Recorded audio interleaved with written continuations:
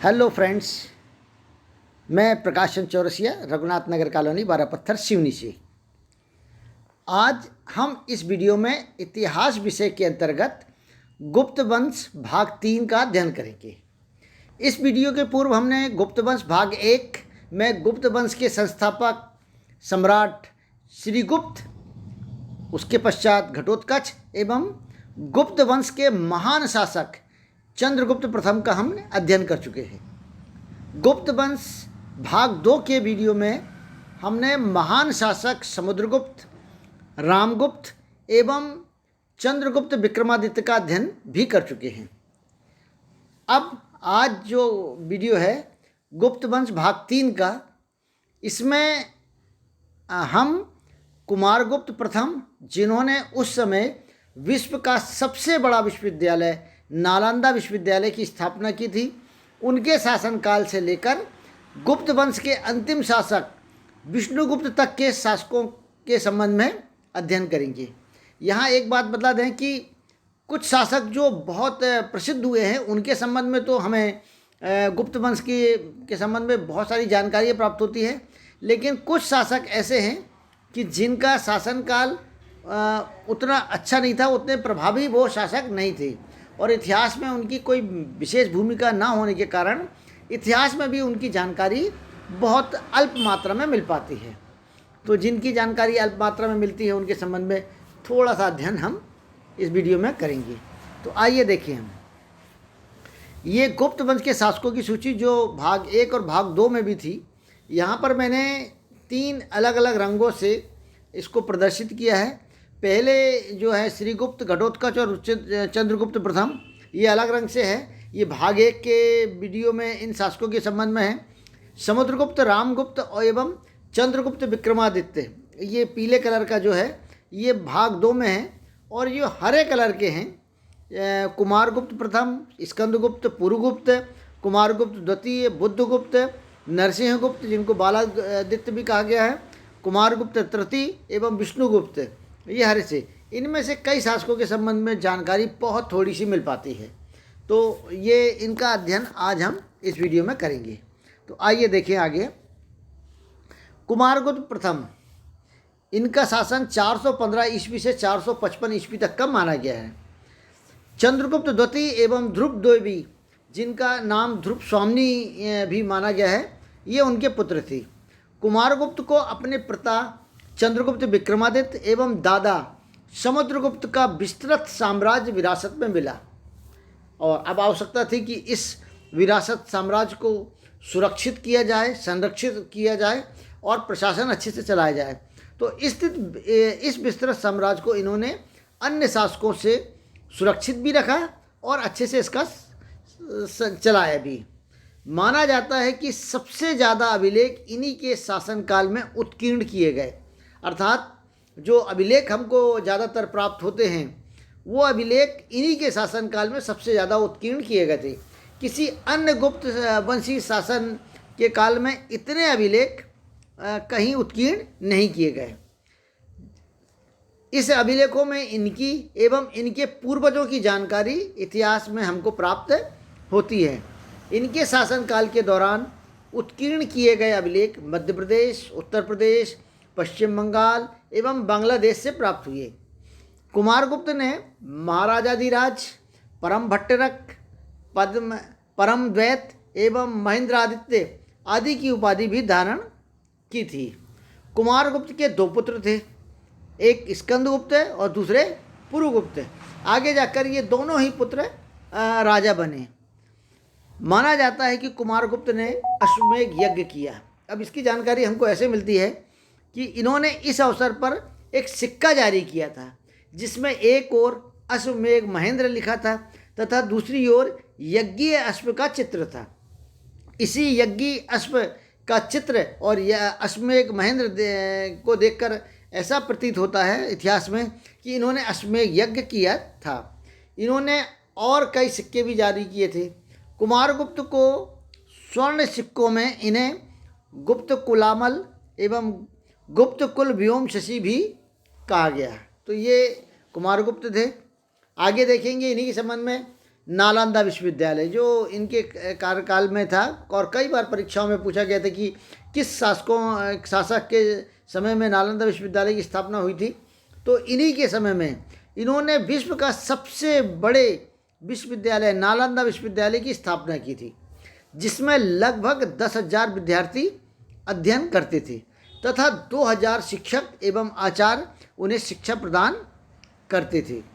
यहाँ पर उन्हें बौद्ध, जैन एवं सनातन धर्म की शिक्षा भी दी जाती थी।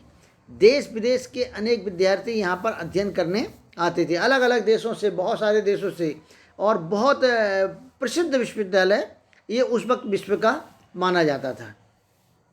इस विश्वविद्यालय को एक मुस्लिम आक्रमणकारी बख्तियार खिलजी ने नष्ट करवा दिया था।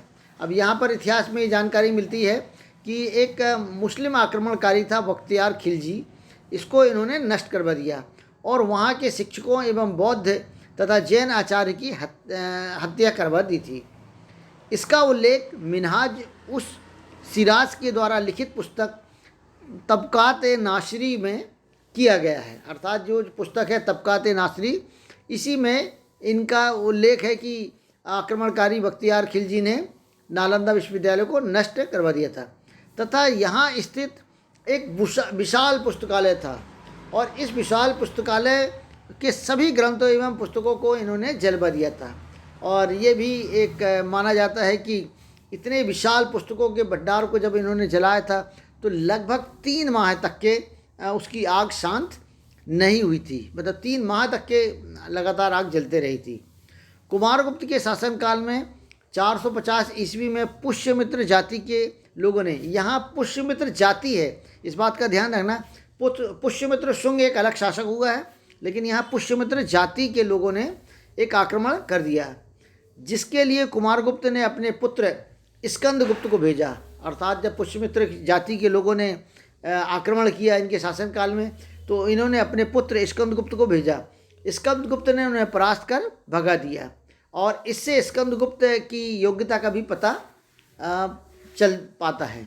455 ईस्वी में कुमारगुप्त की मृत्यु हो गई, और इसके पश्चात इनका यही पुत्र स्कंदगुप्त गद्दी पर बैठा। इस तरह से अब देखिए हम स्कंदगुप्त के संबंध में 455 ईस्वी से 467 ईस्वी तक के स्कंदगुप्त का शासन रहा। कुमारगुप्त के पश्चात उनका पुत्र एवं उत्तराधिकारी स्कंदगुप्त को विस्तृत साम्राज्य विरासत में मिला। माना जाता है कि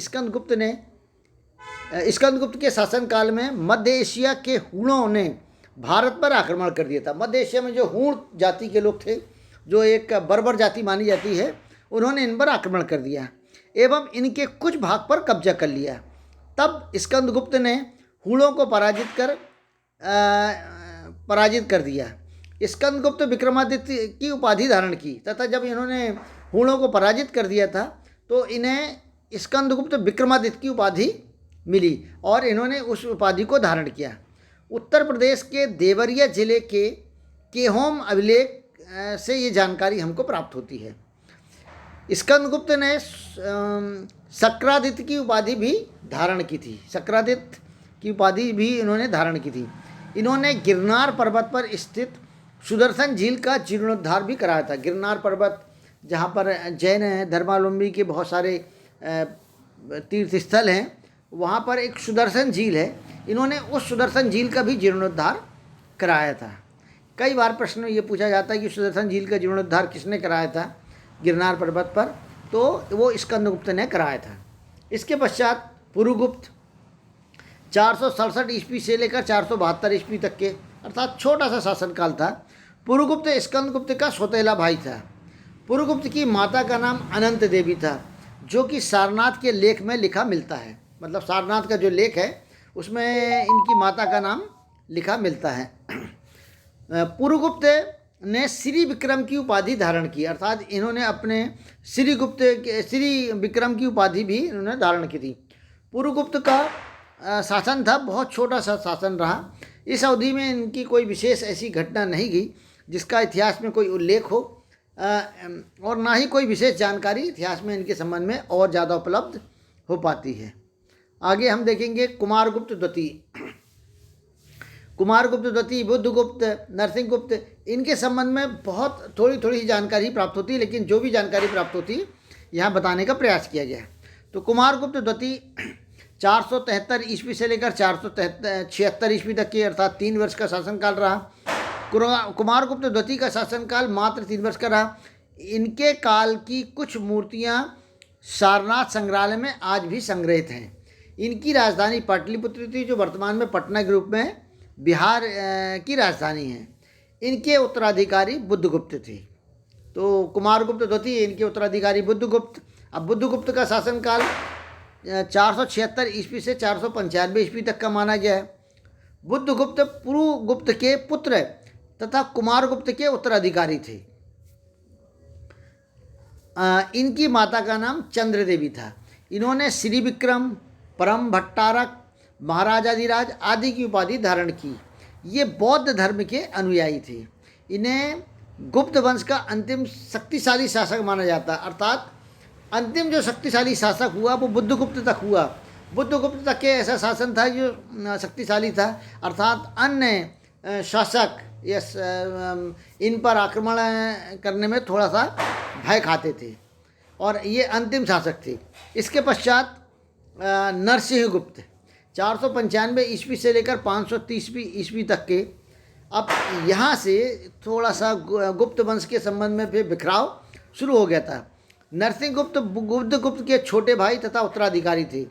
इनके समय में शासन 3 भागों में विभाजित हो गया और तीनों भाग के स्वतंत्र राजा बन गए। अर्थात नरसिंहगुप्त के समय में, बुद्धगुप्त के बाद जब नरसिंहगुप्त आए थे तो इनका जो शासन का था विशाल शासन था बुद्धगुप्त का, वो 3 भागों में विभाजित हो गया। अब 3 भाग के जो अलग अलग राजा थे, मगध के राजा नरसिंहगुप्त थे, बंगाल के राजा वैन्यगुप्त एवं मालवा के राजा भानुगुप्त। नरसिंहगुप्त के शासनकाल में बर्बर हूणों ने भारत पर आक्रमण कर दिया, किंतु नरसिंहगुप्त ने उन्हें परास्त कर भगा दिया। लेकिन फिर भी कुछ भाग हूणों ने अपने पास रख लिया था, अर्थात उस पर वो विजय प्राप्त नहीं कर पाए थे। तो ये थे नरसिंहगुप्त। इनके भानुगुप्त के बारे में भी देख लें। इनका इतिहास एरण अभिलेख में तथा आर्य मंजूश्री मूल कल्प ग्रंथ में हमको देखने को मिलता है। इतिहास में इनके संबंध में और कोई अधिकृत जानकारी हमको देखने को नहीं मिलती। वैन्यगुप्त, इनका इतिहास भी एरण अभिलेख में मिलता है और इतिहास में इनके संबंध में भी कोई अधिकृत जानकारी हमको प्राप्त नहीं होती, लेकिन इतना पता प्राप्त होती है कि ये इन्होंने शासन किया था। इसके पश्चात आते हैं कुमारगुप्त तृतीय। नरसिंहगुप्त के पश्चात उनका पुत्र कुमारगुप्त तृतीय मगध का शासक बना। उनकी ही तरह कुमारगुप्त ने अपने नाम के पीछे विक्रमादित्य की उपाधि लगाई थी। नालंदा मुद्रा लेख में इनकी माता का नाम महादेवी मित्र देवी मिलता है।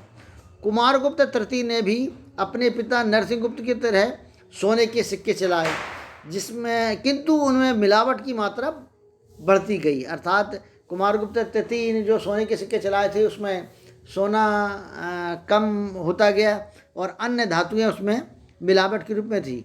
और ये जो मिलावटी सोने के सिक्के चलते थे, इससे ये पता लगता है कि गुप्त वंश आर्थिक रूप से विपन्न होने लगा था और ये पतन की ओर उन्मुक्त हो गया था। इसके पश्चात विष्णुगुप्त 540 से 550 ईस्वी तक के नालंदा के एक मुद्रा लेख में विष्णुगुप्त का लेख मिलता है। यह गुप्त साम्राज्य का अंतिम मान्य शासक माना जाता है। इसके पश्चात गुप्त साम्राज्य छिन्न भिन्न हो गया था और गुप्त साम्राज्य का अंत हो गया था। इस तरह से ये गुप्त वंश का अंत और अंतिम भाग मैंने आपको प्रस्तुत किया। आशा है कि आपको ये पसंद आया होगा। पसंद आए तो लाइक करिएगा, सब्सक्राइब करिएगा और अपने अन्य मित्रों को भी इसे सेंड करिएगा। धन्यवाद।